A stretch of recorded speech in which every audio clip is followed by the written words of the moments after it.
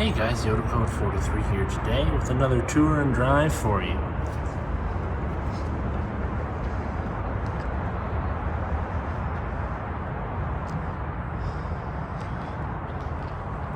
Today I've got the keys to my new 1989 Volvo 740 Turbo Intercooler sedan.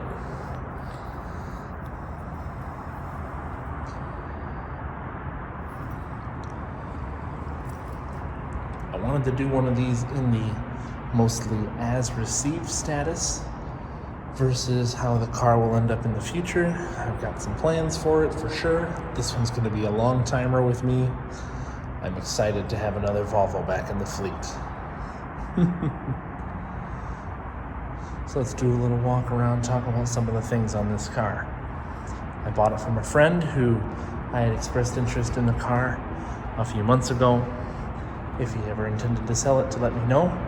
And he let me know, and it was just the right time. So the Ford Taurus SHO that I had done a video of a few months ago, I sold off to another friend who's very excited to have it.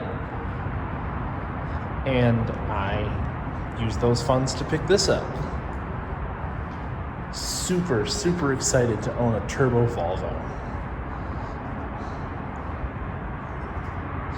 What's better? This one has a manual trans. It's the 4-speed plus electronic overdrive manual, the M46 transmission as they call it, but God, it's so much fun.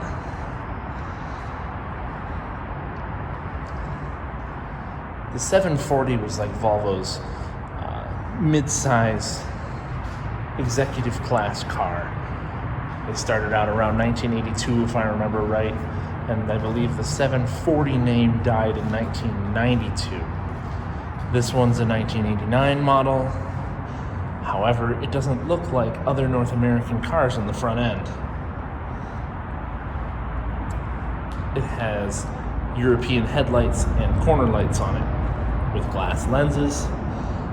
The light output is far superior. Yellow tinted fog lights down below.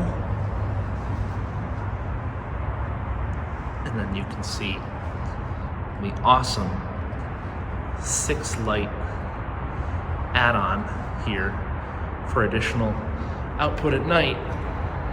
And now let me tell you, they're awesome.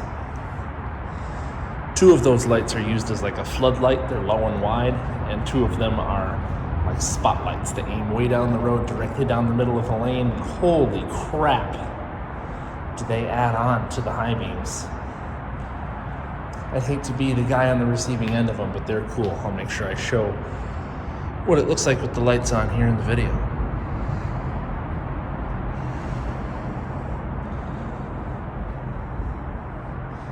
Gosh.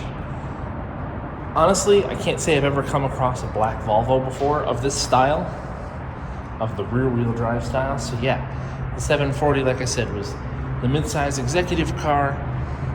It was rear-wheel drive, longitudinal engine, either a 4-cylinder gasoline, 4-cylinder turbo, or a 6-cylinder. Not in a 740, but in a 760, you could have a 6-cylinder, a V6. Actually, I've also seen a couple of these with straight 6 diesel turbo or non-turbo, but I believe that was earlier years than this. I think it was like up to 1987 or something like that. I love the graphics he put on the side here. These 740 graphics, they really do wonders for the look of this car.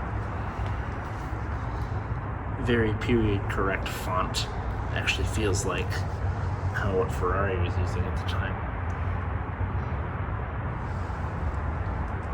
I also really like his choice of wheels. They're kind of like an OZ rally wheel from the early 90s, at least that's the look. I know they're reproductions, but they look really nice on this car. And the white really offsets the black. I know he also added Volvo decals in gold to each wheel.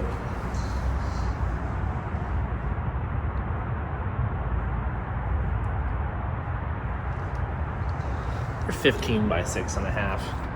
Could probably put a pretty meaty tire on it. I actually don't even know what technically the size is on the car right now. I'll make sure I have a look. And you could get these cars in a sedan or a wagon. I've owned a 740 wagon before, but it was an automatic non-turbo. Loved that car to death. I was kind of the second owner. I was the third owner technically, but really kind of the second owner. Had been owned since new in West Virginia by an older lady and was really well taken care of. I bought it with like 117,000 miles on it. I put 10,000 on it in a year, and I was dumb and I sold it. I had a 240 wagon briefly, but it was a rusty car. It was solid, but it was rusty. Now I have this rust-free, low-mileage chassis sedan that I can play with because it's already been modified. And I'll explain more about what else has been done under the hood. I really like this spoiler, though I'll be honest, it needs fresh paint. The sheen doesn't match the rest of the car, which I'm pretty sure is original paint. There's all sorts of scuffs and stuff along the surface, cracking and whatnot.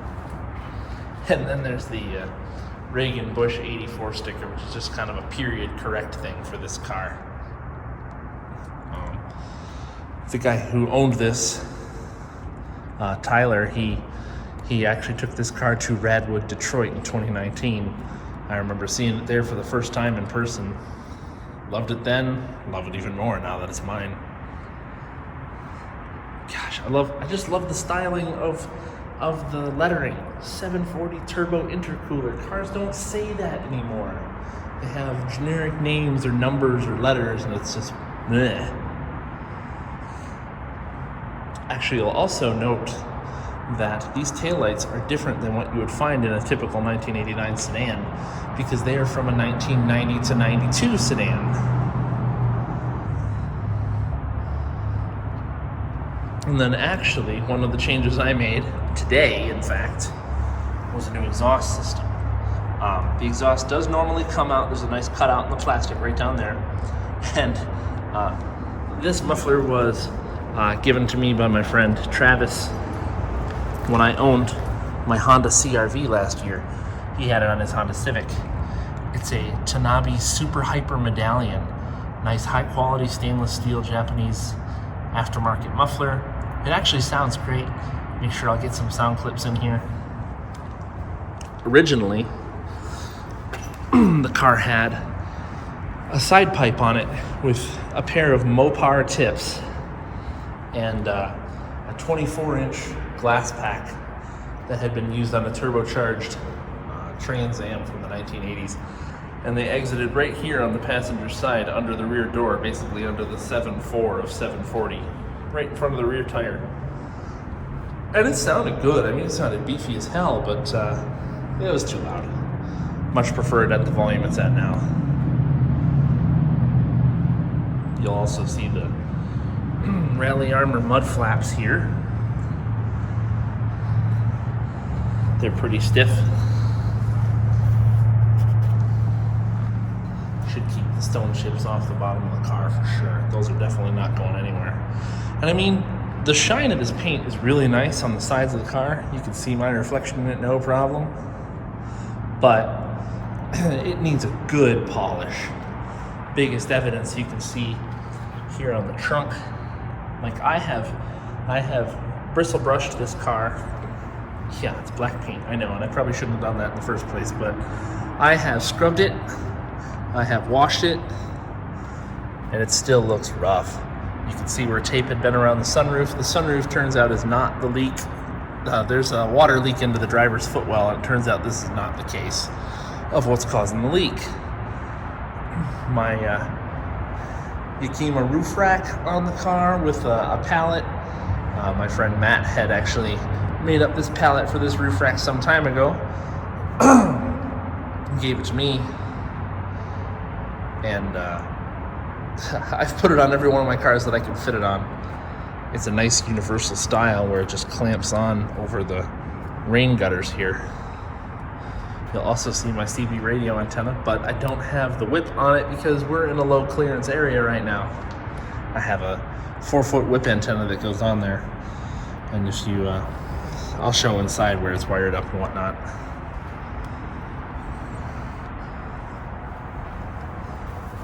There's the Prancing Moose, which was kind of denoting an aftermarket company that was making Volvo performance parts for a while. And actually they got in some trouble recently. Normally these stickers are yellow with black graphics on them, but black with white I've never seen. I think it's pretty cool. It goes with the car nicely, especially with the wheels. The company got in some trouble because they were using the font and the name Volvo on their stickers, and Volvo took some action, and now their stickers are worth some money, I've found out.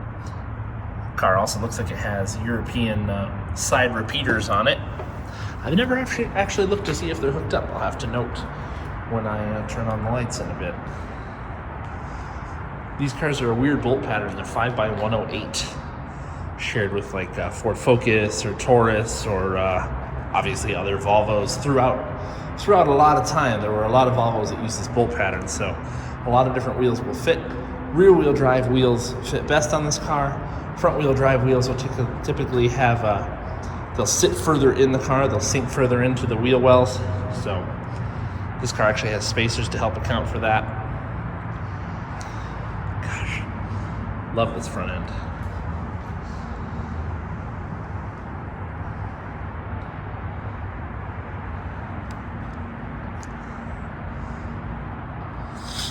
So other things I have done with the car since I've gotten it is I put a brand new set of wiper blades on it because it has a brand new windshield. And why would you use used blades on a brand new windshield? I want it to be crystal clear all the time. And actually, these are a bit oversized for the car. They come right to the edge, but they give good coverage and they wipe nicely. And while they are oversized, they are not too large. So I'm going to stick with those. The only major flaw with the car is, like I mentioned, a water leak into the driver's floor pan, only the driver's. And then a branch fell on the car while it was sitting in storage over the last year and caused, I don't know if you can see it that well, this little ripple in the hood and the cowl panel. I have a replacement hood and cowl panel, but they'll need to be painted black. And then this little nick in the roof too. It had shattered the windshield, which is why it was replaced. There's probably, 150, 180 miles on this windshield, most of which have been put on by me. Basically, you put a new windshield in it and parked it. Other things, other mods. The yellow horns in here are actually typically red colored, hella supertones, but he painted them up yellow to go with the rest of the car, yellow and blue like a Swedish flag. I respect that, looks good. They sound good. Not too loud inside the car, but I'm sure they make their point on the outside. Actually, I didn't mention, I only just learned about this today. Having never seen the movie, I didn't understand. The plate. Anyone who understands what the plate is? I'll give you a second to chime in. Actually, I learned just today that is the plate used on the main character's car in Blade Runner 2049. So I'm going to be watching those movies soon to understand and see that myself. But I'm into the whole cyberpunk thing. I've been playing a bit of Cyberpunk 2077 myself, and it's pretty interesting. Futuristic vehicles imagined in the 1980s. There's also some stickers on this car that came with, and one that I put on.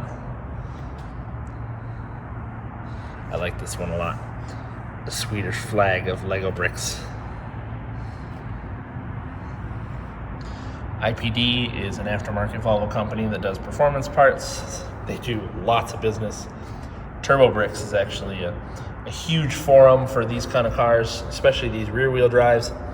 Radwood is the show this car went to. This is actually my sticker I had from when I went to the show.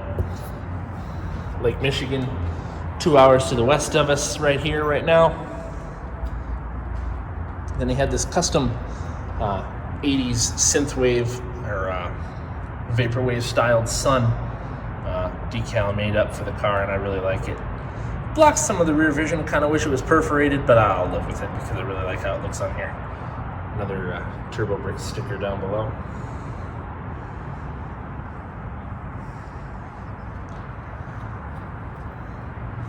I don't know. I assume this is meaning octane like gasoline, but I'm going to look into that one still.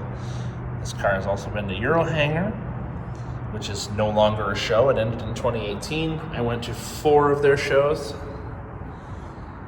Haggerty Drivers Club, which I'm not a part of yet. ModdedEuros.com, and NOWO, another show here in Michigan. So Eurohanger, NOWO, and Radwood, all awesome shows that take place in Michigan. There's actually another one called Motorstat that takes place here as well, but I don't think he's ever been to that with this car. I'll make sure it goes at some point. So I was mentioning the taillights. Like I said, you'll see the picture of the older ones, but I like the modern style of these. I think I may actually go with tinting the orange signals red, just to give it a more cohesive look. I'm not sure how I feel about it yet. I know that typically a European car with European lights up front should have orange blinkers in the rear. Undecided. Also was told that original fit Volvo sun visors are basically impossible to find for these. I'm glad it has them. They're very nice. All right, so now let's take a look under the hood.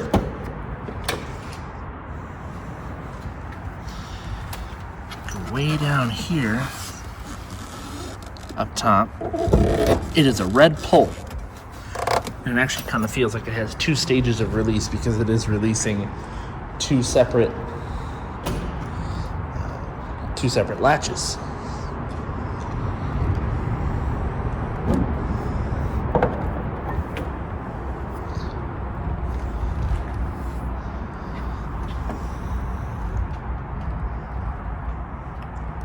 So this is Volvo's B230 FT engine.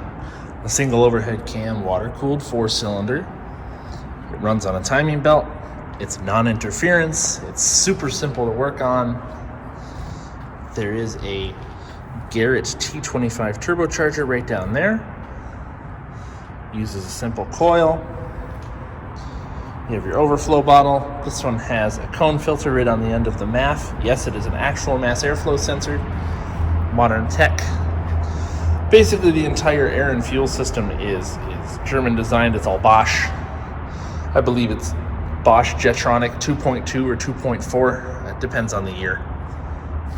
This car has anti-lock brakes on it. And actually, this whole fuse and relay setup over here is to control the front lights. They don't actually seem to load on the alternator too bad. I'm really shocked considering their output and that they're halogens. They're not even LEDs or HIDs or anything like that. And then the throttle cam is really interesting in this car. I like how it's just a roller like that. And you have this one here is your throttle. This one running to the vacuum diaphragm is for cruise control, which works in this car. These engines were 162 horsepower, 195 or so pound-feet of torque.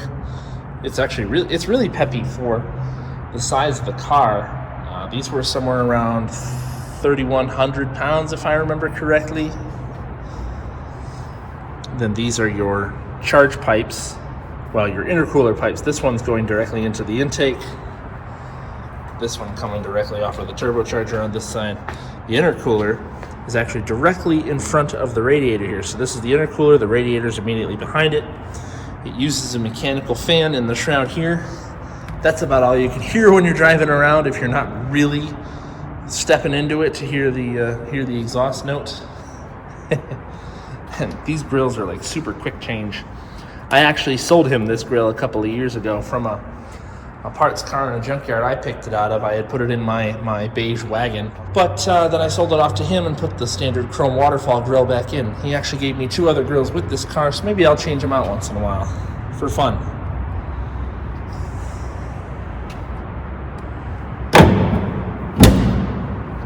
Satisfying clunk of the hood. Gosh, everything works so well on this car.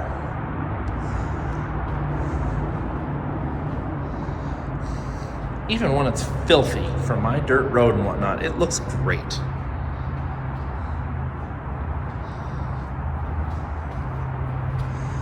This is a sunroof car as well. I think I was pointing that out before. It does tilt up or go back. No, it does not hit The screws I have pointing down, I promise, gets nowhere near them. Sound of these doors is pretty good too.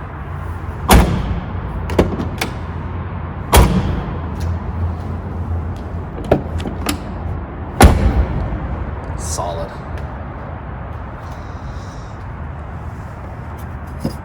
Gas door is as you'd expect, unleaded fuel only. I actually learned today also that this car can run on regular gas. So we're gonna try it for this tank, see how it goes. If I don't like how it runs, then I'll switch it back to premium. But I mean, no sense running more than regular if you don't need to. It's not gonna make any extra use of the premium unless you're running added boost, which this will get added boost or a completely different turbo. I have a friend with an Audi 200 Avant that he is changing the turbo on it, and I'm thinking maybe I will see if I can make use of his turbo since it is air and water cooled like this one is. So what I'm trying to show you here is that I have the side panel off down here by the pedals, because this is where the water leaks in from the kick panel in an American spec car, left-hand drive spec car. Because in a right-hand drive car, the HVAC box that pulls in fresh air and turns your, does your air conditioning where your blower motor is on the left side of the car. And there's a hole in the fender or in the side of the body over here, right behind the fender, that is sealed off with a plastic plate with a rubber seal. That rubber seal dries up over the years and will start to leak water in. Focus, camera. There we go. So I think that's what's going on.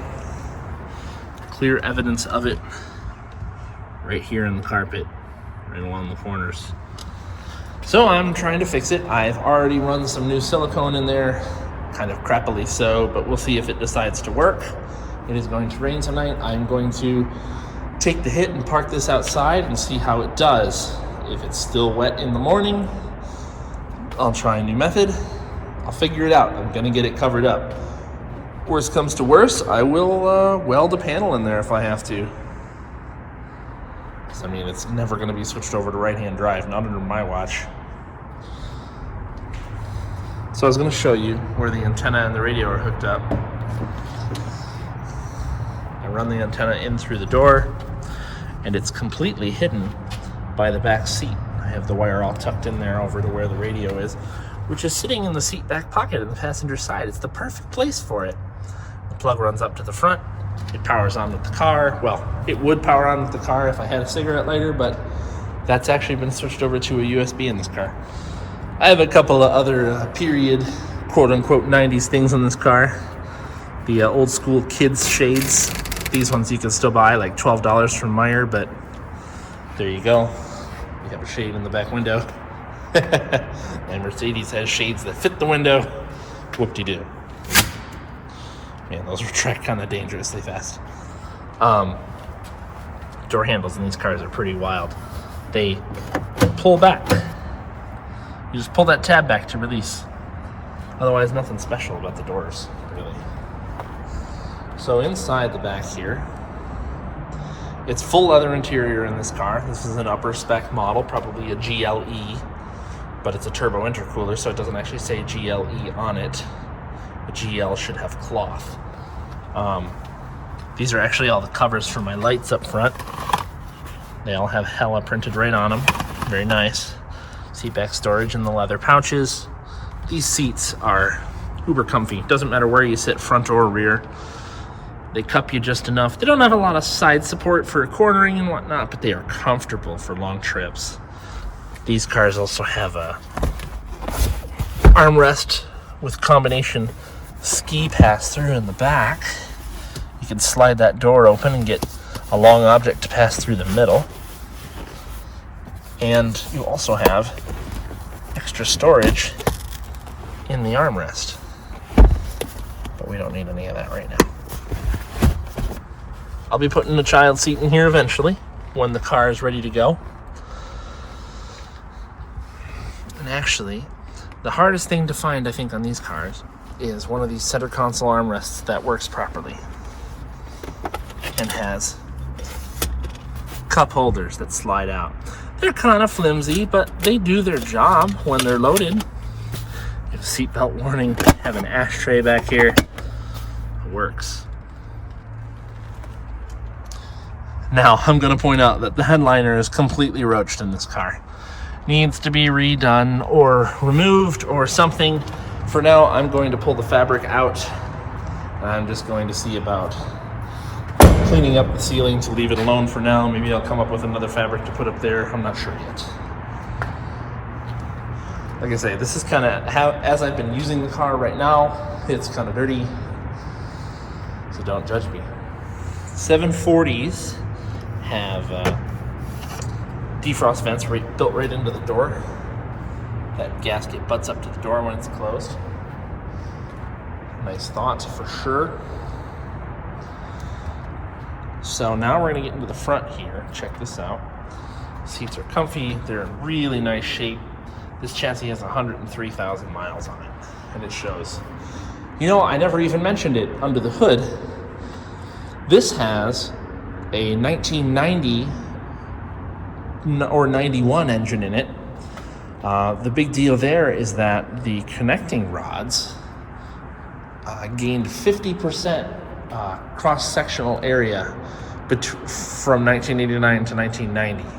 So in 1989, they were like a 9mm cross-section, and they switched to a 13mm cross-section in 1990, so they can handle a lot more abuse, a lot more boost.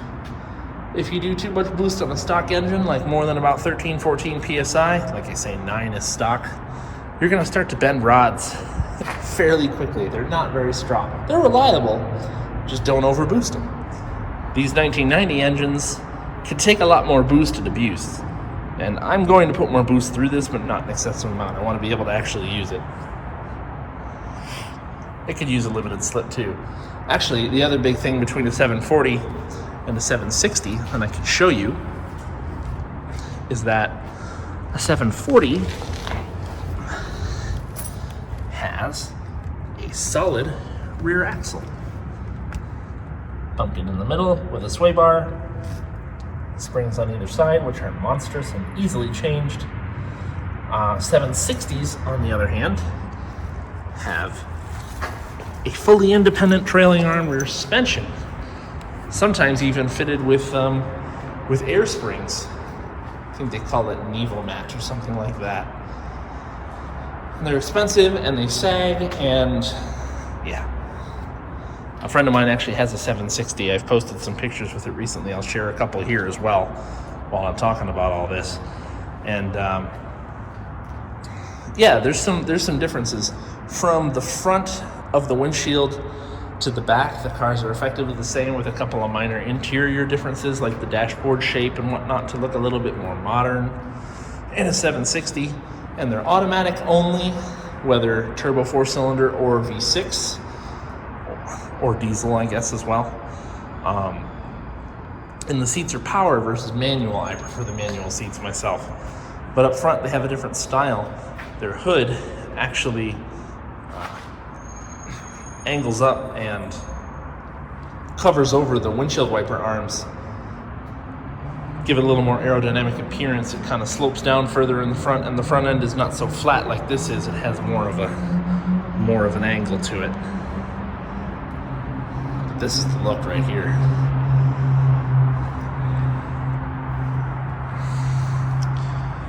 So we'll switch views and get inside here. Okay, I'm gonna get into the Volvo.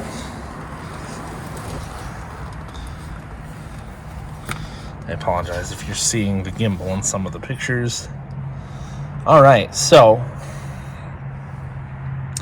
this car also has a custom gauge pod in it here. I need to get some extra gauges to fill these. I'm thinking oil temperature and actual water temperature, because right now I just trust the standard gauge on the dash, and that's fine until you go to play with the car some.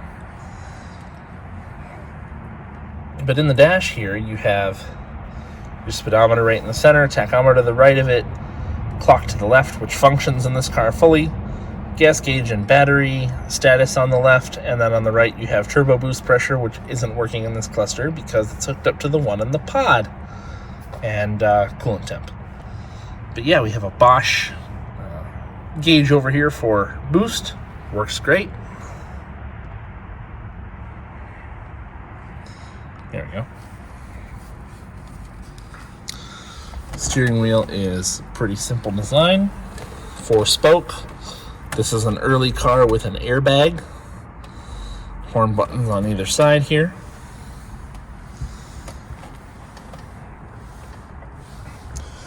Simple, easy to use climate controls in the middle. Fan speed, temperature, and modes. And then nice straight plane of vents all the way across the dash, including one over here.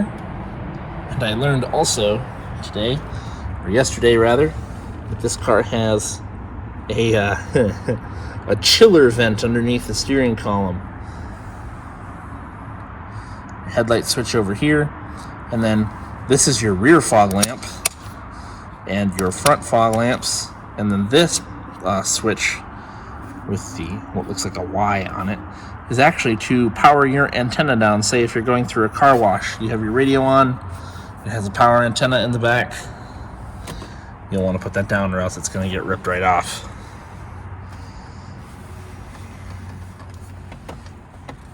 Car still has the stock radio in it. Works great. Could use some new speakers for sure. I will invest in those soon.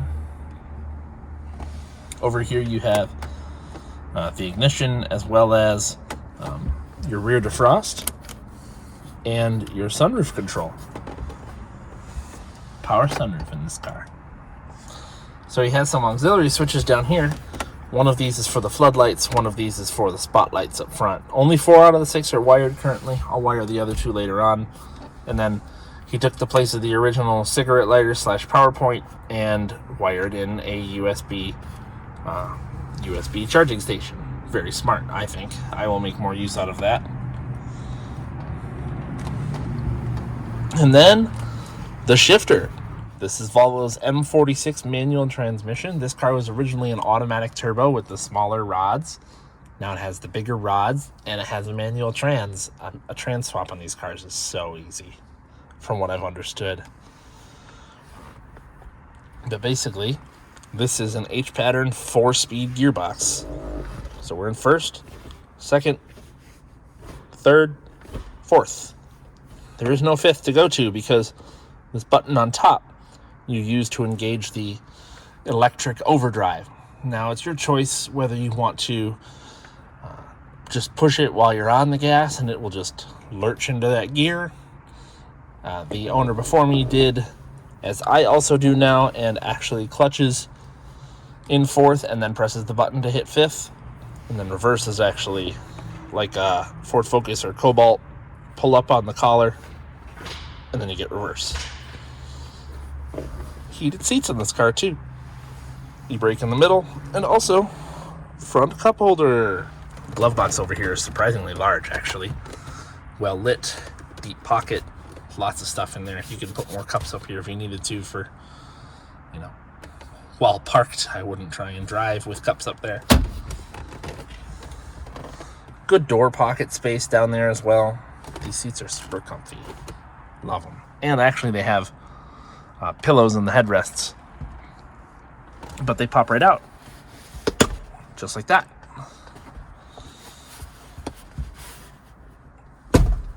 Pop them back in. So yeah, I mentioned other 90s things. The sunglass clip over the visor. I love that. And then I also have this. It makes a horrible noise, and I'm sorry, but I have a shade, and it actually is quite useful now that I've cleaned it up properly. It's like having, your shade at the top of the windshield, but right in front of you. And then actually, in the center console, there's actually quite a bit of space. Ooh, look, a surprise. But this car also has rubber fitted floor mats that are Volvo branded. In all 4 corners, actually. Everybody gets oh crap handles but the driver. Nope. Just some blanks up here, along with a falling headliner.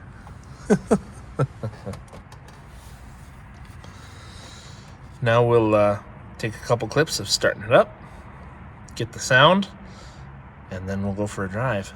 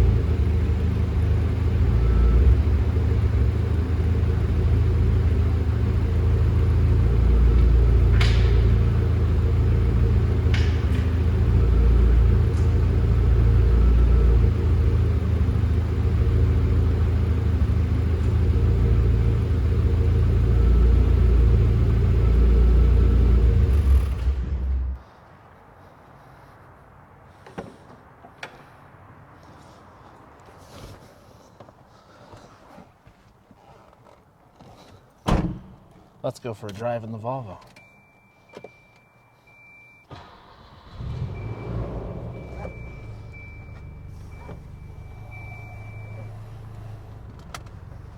It's gonna be dark in here. Nothing I can do about that. It's after midnight. Okay, here we go.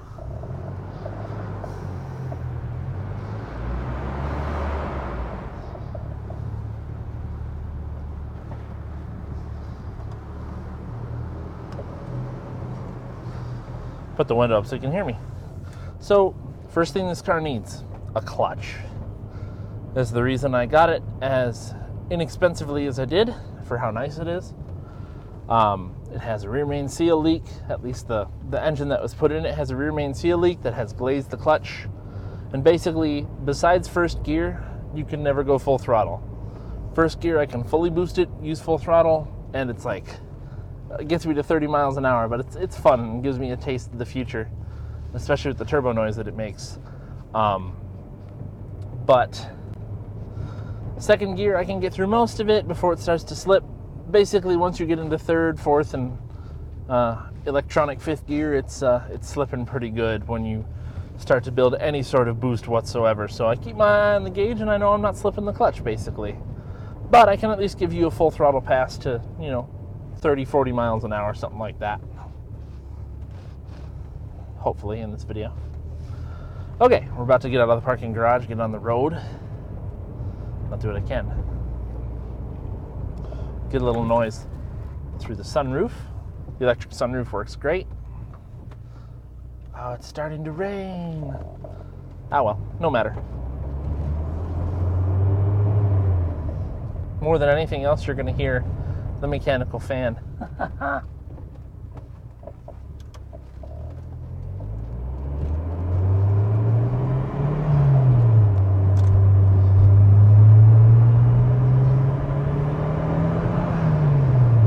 The turbo blow-off noise is so good. Love it. Coming up to a red light here. Yeah, first thing it needs is a clutch. Second thing it needs is a different set of tires. I don't mind these tires. They're good for highway driving. They're quiet. They handle okay, but they're low quality. I'm sure they're going to last forever because they're probably rock hard and don't actually have a lot of grip, if I'm honest. And I need a different set of tires. I do. No doubt about it. Here we go.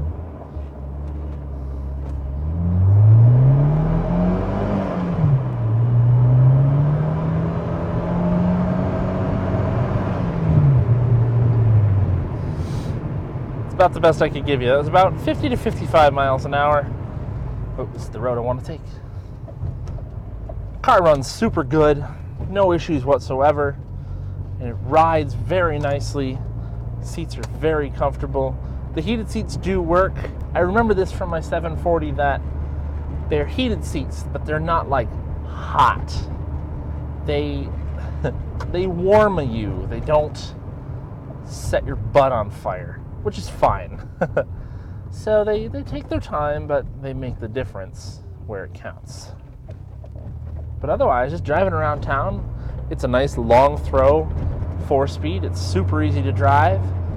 The suspension isn't jouncy. It could probably use new shocks and struts, but most of the bushings look really good, especially for their age. And the car handles fine. I have a couple of old aftermarket parts from my 740 I may be able to throw in this thing. Mine was a 1988, so any parts I have would go right on here. This thing's a blast to drive, even in its current condition. I don't mind that it needs the clutch. I'm going to put the miles on it for now while I can. I mean, I'll have it fully legal in about a month and a half.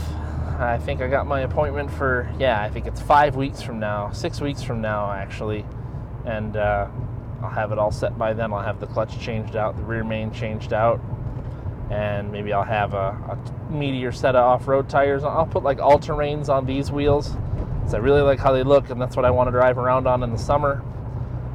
Maybe get a roof basket on it instead of the pallet, but the pallet's a little more low profile, a little quote-unquote better on fuel economy.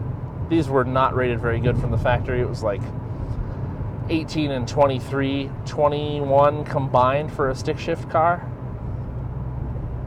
But whatever. It was the day and age. I mean, it was the 80s. Yeah. But man, these are such nice driving cars. Even though this is a solid axle car, it doesn't hop or anything weird in the back. It has some body roll, but nothing excessive. Man, these new wipers work really good. Of course, it's a brand new windshield, so that helps. Really hard to believe this thing sat for a year. You'd never know it. We'll get into this corner a little bit here.